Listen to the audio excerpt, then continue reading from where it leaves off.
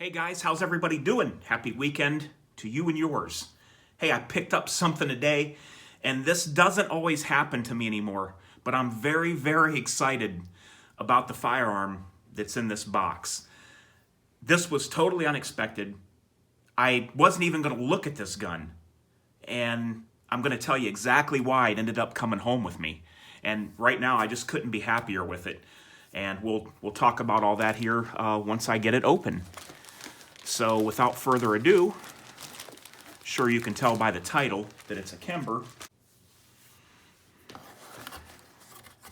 And here it is.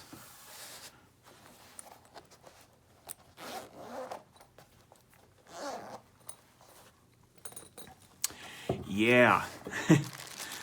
Now, let me get this out of here, and then I want to tell you guys how this came to be at my house. I did buy this brand new, as you've seen. It's got this little plastic insert in there. That's kind of cool. But just picked this guy up, and I had to make a video on it because I hadn't heard some of the things I'm going to tell you about this. So let's go ahead and talk about it for a little bit. Okay, so originally I went to the gym today, and then after the gym, I was going to stop at the gun store. The gym is very close to Fin, Feather, and Fur, to one of them that's near me. And I wanted to go to the gun store and look around, and I was going to look at some ARs, going to look at a Colt 6920, which they had none of those. The LE 6920, I still want one of those. And for some reason, I'd also been wanting to look at some Smith revolvers. I wanted to look at some blued Smith revolvers, and I also wanted to look at like a stainless 6-inch barrel 686, which is a 357 Magnum Smith & Wesson revolver. So I get in there, and the Fin, Feather, and Fur is just completely packed. It's wall to wall. I mean, there's like a line up at the gun counter, and you can't even get near where the counters are. And I'm like, oh man, you got to be kidding me. I mean, their stock of ARs is real low.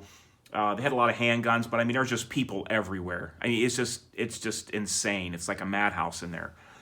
So I'm looking around at a couple of things, and I see the Smith, even the Smith revolvers seem to be picked over pretty good. And so I'm just kind of hanging out, walking around and looking at things, and I go down and look at the rifles, and I go back up to the handgun cases, and I go looking around, and I see something that catches my eye, and that is this Kimber revolver. And the reason it caught my eye, has this really nice, like a laminated wood grip, and unlike the standard K6S, this isn't a satin, it's more of a polished. It's not a bright polished, but it's a polished finish, and it has a fiber optic front sight, as you can see right there. So I'm just kind of standing there looking at this, and they had the standard one, and this one looked so much better to me than like the standard one. But the grip on the standard one definitely had much more of a purchase on it, it was much more tacky. So the guy comes around, I'm just kind of looking at it, thinking, kind of admiring it. And the guy's like, hey, you want to see that? And I said, yeah. So he gets it out of there, and I tell him that I'm going to dry fire it. And he's like, yeah, sure, go ahead. And when I dry fired the gun, it was like no other revolver trigger pull that I have ever tried in the past. And some of you are going to ask me, is it better than a Colt Python? It's different, okay? I can't really compare this to a Colt Python because there's a different feel to this trigger, and it's made differently than how a Colt Python works. But I have to say, this is the best trigger on a revolver, and especially a double-action revolver, that I have ever felt in my life. And that was the selling point. That was the reason that I said, I'm getting this. I'm leaving the store with this. What it does is, it's very easy to stage. Let me go ahead and just take this off there. It doesn't have to be on there. Okay, so what I really liked about the trigger pull was that it's very easy to stage. If you watch, it's kind of like the cylinder stops. I'm holding it at kind of a different angle, so bear with me here. It's kind of like, if you were to stage it, the cylinder stopped, and now I was at at a place where I'm at a wall and it feels like a single action trigger pull. You can do this much better if you're not holding it like this, but the cylinder stopped rotating, and now you're right here on the wall, and then it's kind of like a single action trigger pull once you get to that point. And I also noticed with even pulling it fast, it was very extremely smooth and crisp, and I was able to keep the front sight on target. Now he pulled out another one, and he's seen how amazed I was at the trigger pull, and me and this older guy, we're sitting there at Finn, and we're dry firing these things like crazy, you know, and he's like, yeah, you know, this trigger's awesome. Then one of the other guys behind the counter walks down our way, lifts his shirt up on the side and says, yeah, I just bought mine like a week ago, and now it's my carry gun. I've shot it several times, and he loved his. And I was like, you know, I think that's going to go home with me today. And I'm telling you guys, if it was not for the way the trigger pull is on this, I would never have bought it. I do like it. I love the look of it. Another thing I like, the chambers are recessed, so the 357 mag ammo sits down in there, flush and flat, like the old school Smith & Wessons were, when they had the pinned and the recessed chambers, pin barrel and recessed chambers back in the day. I just like that look, and what it does is it puts the cylinder much closer to the frame of the gun right there. It doesn't really mean anything technically, but it puts it much closer, much tighter to the gun. There's much less gap. There's not much gap at all in the front, which that's good quality. You want to watch your gap on the front here, and you know, and then back here, there's very little gap. But what I found was, whether you're staging it, like if I'm holding in a flat shooting position, it's very easy for me to stage. Like right here. Or shooting fast, I found that it was very easy for me to keep that front sight on what I was holding it on. And since I was kind of looking to get another 357 Magnum revolver, I went ahead and said, you know what, I'm going to pick this one up. This one was about $129 more than the standard one, but like I said, it has a polished finish, not a high polish, just a, you know, a semi-polished finish, the wood grips and the fiber optic front sight, which really stands out. And I will give you guys some close-ups here in a minute, so just bear with me. But the grips are very neat. They're very finely textured. I do like that really well. Let's see what else came in the box, because I haven't even went through this gun yet. Guys, I've had it out once, and that was it. So we got a Kimber book here. Yeah, do I think this is my only hit on the gun? I would say so far. The only criticism I have is that I think it's a little pricey. But you know, what can I say? I bought it. I guess they probably be laughing at me saying it's pricey, but yet I bought one. Okay. Yeah, and I had no idea that I was going to get this today, guys. Just like I said, after playing with it, it came home with me. Kimber sticker and a little bit of oil that they give in there, and the blue Kimber lock. Yeah, I really, really am pleased with it. So maybe I didn't even tell you guys the specs, and if I didn't, I'm sorry. So this is the K6S. It's called the DCR, the Deluxe Carry Revolver. And it is a 357 Magnum, or you can shoot 38 Special plus P, or 38 Special. Now, when we talk about revolvers with a small, short barrel, and guys get into debates about whether they should carry plus P or 357 Magnum, I will refer you to a video done by Paul Harrell, which is probably the most underrated channel on YouTube in the gun community. This guy is the real deal, and he's an ex-military member, an ex-service member, and he did some comparisons with a chronograph on a 2-inch barrel 357 Magnum and showed that it is a lot more powerful, 400 to 500 feet per second, than a 38 Special plus P coming out of a snub nose. So, you know, but it all depends on what you want to carry in there, whatever you're comfortable with. I like a stout 357 Magnum myself, and I'll have no problem with putting that in there. Everything on this gun is contoured, everything is rounded. There's no snag points. That's why, of course, we're going to open it again. You can see there. I do this a lot to just reiterate to guys to always check guns. But everything is smooth and contoured and rounded. It's like if you were to... The reason this comes into play right here, with no exposed hammer, is because if you have this in any kind of a pocket or a jacket pocket, you can always pull this out with no snag, no resistance. The only bit of a snag point would be maybe up here on the front sight, and even that is not much of a snag point at all. It's almost all rounded as well. So, like, what you could do is you could have this in a jacket pocket, and being that it's a long full pull on the trigger, you wouldn't even have to have this in a holster. I'm not saying to do this, but if you didn't have this in a holster, you could have this in a jacket pocket. I don't feel that anything's going to go in there and pull the trigger, but I'm talking about this would be an extreme situation. Or you could have it in a pocket holster and have it in your jacket pocket. But either way, you could reach right in your jacket and you could shoot this right through your pocket if you ever had to in a self-defense situation. But revolvers really come in handy. I do like revolvers. I wouldn't say that I'm a revolver fanboy or that I'm a revolver guy, but I definitely believe revolvers have their place and will always be in my collection.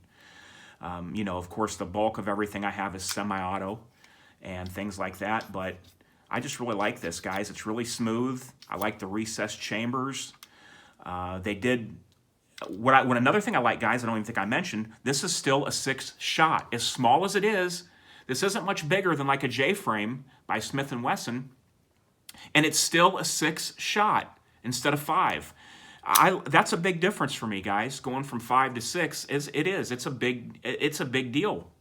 I like that. I like that. You know, that part of this gun, and that it has 6 shots. I like the push button cylinder release where it kind of goes straight in. I like that better than something that slides forward, or like the Colts slide backwards. I also kind of looked at the Colt 38 plus P, but whatever I got, I want it to be 357 Magnum, and then I could use lower powered ammo if I wanted to. So, but the Colt, they did have a Colt there, one of the new Colt Cobras, but I didn't even look at it. After I looked at this guy, I knew that was, I started filling out paperwork, and I knew this was going to be it.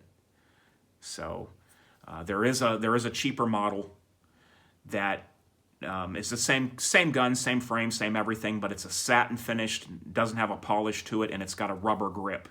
And the rubber grip actually feels really well. I'm going to see what holsters there are for this, and I'm going to see what other... I'm just even going to look at grip options. I mean, I know it's kind of funny. I bought this, one of the reasons I bought this was for the grips, but I just want to see what's out there and what kind of holsters are out there for it. And I think they have laser grips for it, but me being a left-handed shooter, laser grips don't work for me on a revolver because I would be over on this side with my thumbs like this. And let me see if I can show you from this shooting angle. This is a very awkward shooting angle for me to do this, but let me see if I can show you the way that this thing stages again. So you're going to see the cylinder turn, and then it stopped right there. And now I'm against like a wall, and now it's almost like a single action pull. So we're going to stage it against that wall. And I'm sure with practice I can do this much quicker. I have never ever handled a revolver that had a trigger that matched this. Maybe you have, but I have not. So you could get quick with this, I'm sure. You can feel the cylinder stop because the chamber's in line with the firing pin. And then you have that click.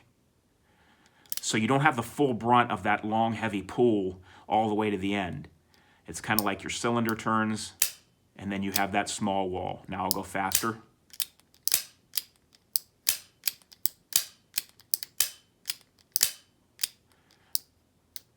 There, it stopped. You can hear a little audible click, and you can feel it, and then it's so very easy to stage, very easy to pull through fast.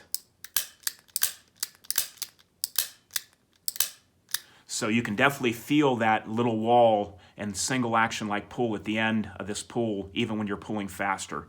So I was very impressed. It's not often, guys, that something newer out on the market impresses me like this gun has. And I have to say that this is definitely one of those guns that I feel that strongly about. I immediately was on the phone telling friends of mine, gun friends, gun people, like, you got to feel the trigger on this thing. Like, I never heard people like really going on about it on YouTube or on the internet. I've never really heard much said about the trigger on this. And I was like, why were they keeping this a secret? But you know, you can go to your gun store and check it out for yourself and see what you think. Let's go ahead and get a few close-up shots of this. 357 Magnum. There's the fiber optic front sight. Nice bright red. Like I said, they did mill down flats here on the cylinder. Keeps the gun a little bit thinner from going widthwise, so you can have that 6 shots in there and not have an extremely huge package. Let me get you a shot of these nice checkered, finely checkered wood laminated grips. I think these are a rosewood grip, if I'm not mistaken. I even like their fasteners they used. Instead of the slot head screws, they have like an Allen screw. Those might be easier to deal with, and as far as not stripping out or marring up. Definitely pleased, though, with the grips. I like this, just even like this little ribbing here on the back of the spine. And it says Kimber in there. I like that a lot, how it has their name right there into the grip.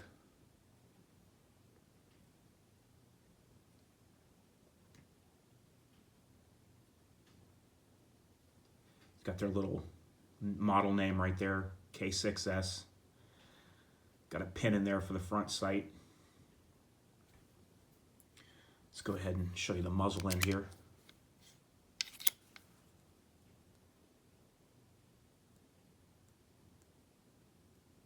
I like that, how it's flat, very polished, very smooth around the muzzle. There's the knurling on the ejector rod. And here's where you have your recessed chambers that your rounds can sit down in there flush. Here's a little look inside the frame.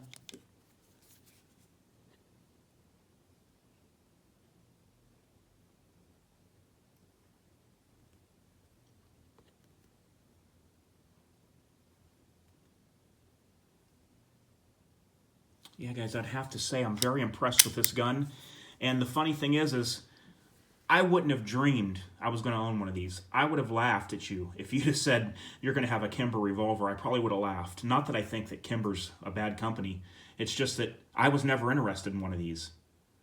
And what kind of threw me over the edge when I was looking at revolvers, and I looked at, one thing was the way this one looked, this particular model, like with the grips and stuff and the fiber optic sight and the polished body. I like that, but when I tried that trigger pull, that is what definitely threw me over the edge for this guy. So, all right, guys, I hope you like it. You can leave questions, comments, concerns down in the comment section below, and I'll talk to you real soon.